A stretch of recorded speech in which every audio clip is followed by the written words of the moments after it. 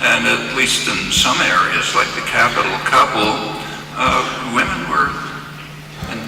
women's education was carried out pretty extensively.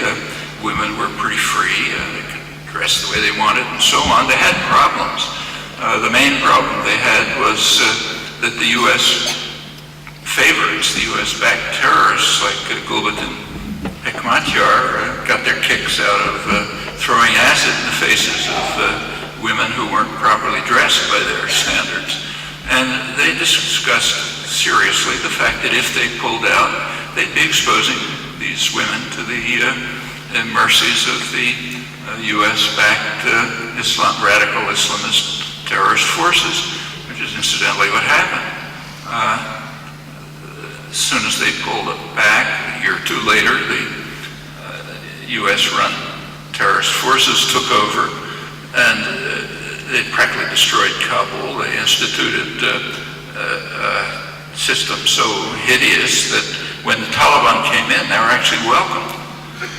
Well, does that mean that the Russians shouldn't have made the decision to pull out? Well, no, I think they should have pulled out. But the point is, it wasn't their decision to make. The decision lies in the hands of the victims. Invading armies simply have no rights. They have no right to make any decisions. They have responsibility.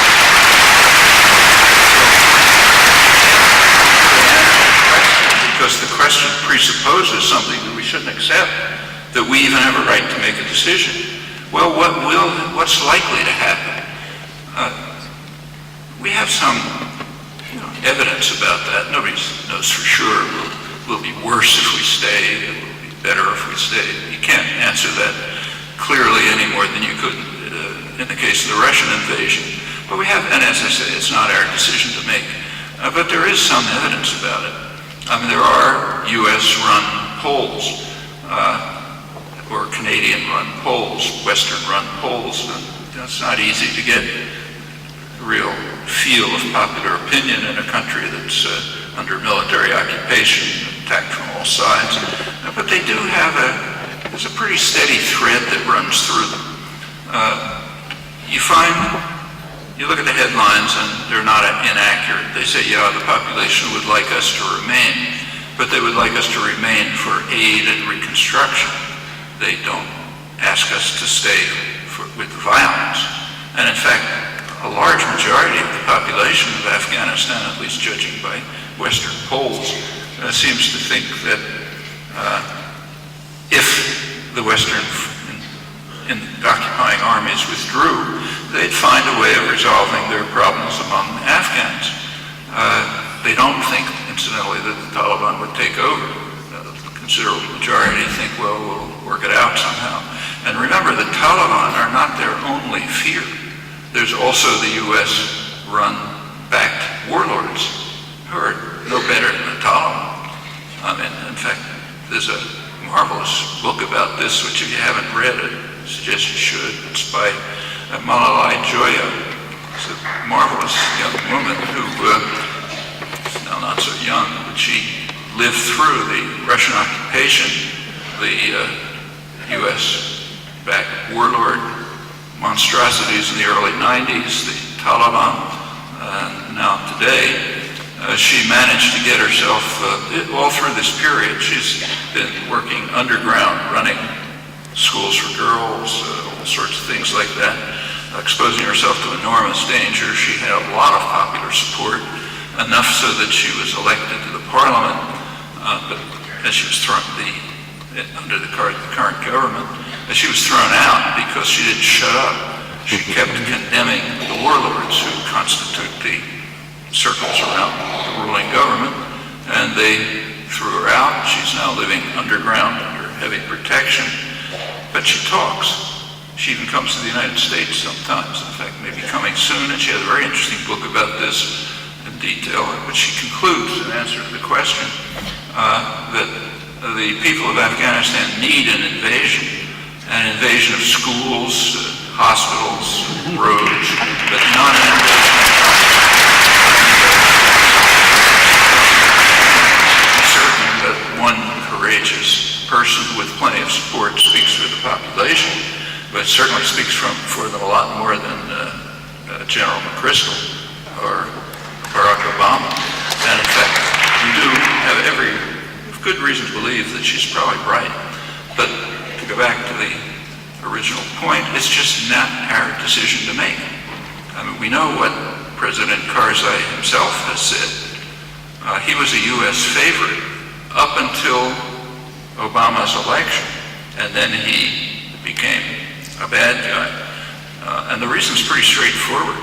His first message to Obama was stop the military attacks against Afghan civilians and set a timetable for withdrawal of foreign forces, meaning U.S. troops. Well, that's unacceptable.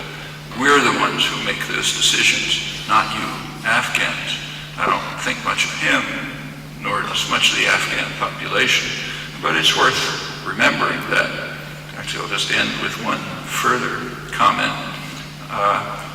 Recently, a couple of months ago, a British specialist on Afghanistan, Sir Roderick Braithwaite, who's high official in the British Joint Intelligence community working specifically on Afghanistan and Pakistan, has been ambassador.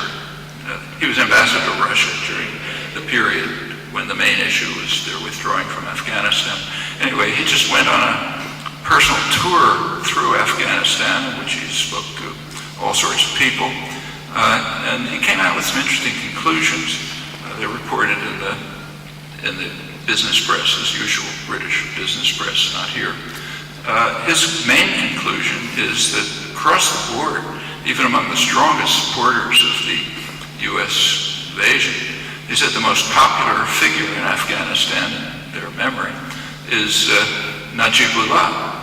He was the communist-imposed dictator, basically, with a pretty miserable record himself, but who stayed on after the Russians withdrew and tried to maintain some kind of a functioning government until they were overwhelmed by the radical Islamist extremists, the Hekmatyars and others who the Reagan administration had been backing, and he was finally murdered. But he's the one person they remember with some, a recent person with some respect. It's also, I said that would be the last comment, but one more. It's worth remembering that up until the 1980s, Afghanistan, it's not just a tribal group of savages, and they're making real progress towards modernizing the society. To give just one example, having to do with women. Women got the vote in Afghanistan before they did in the United States. It's not a it's a good reason to suppose they could deal with their problems. They are now, as Joya points out, facing three major terrorist forces, the Taliban, the warlords who constitute the government, and the invading armies. And somehow they've got to be free of all of these. Well, it's up to them to decide how to do it, not us. Well,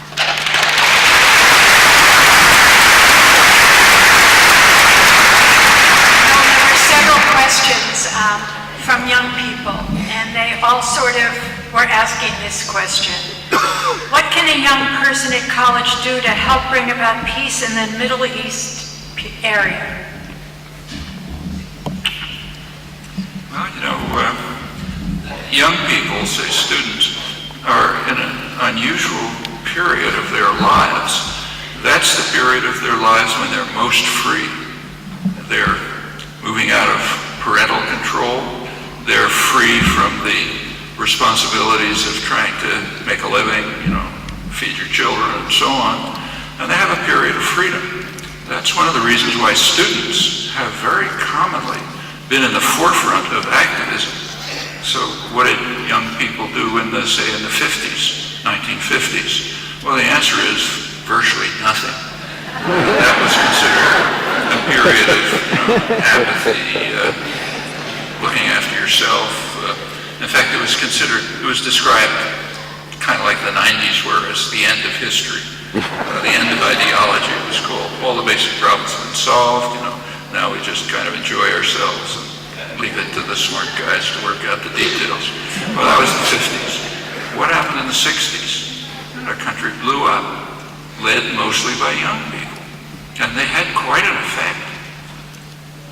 It's become a much more civilized country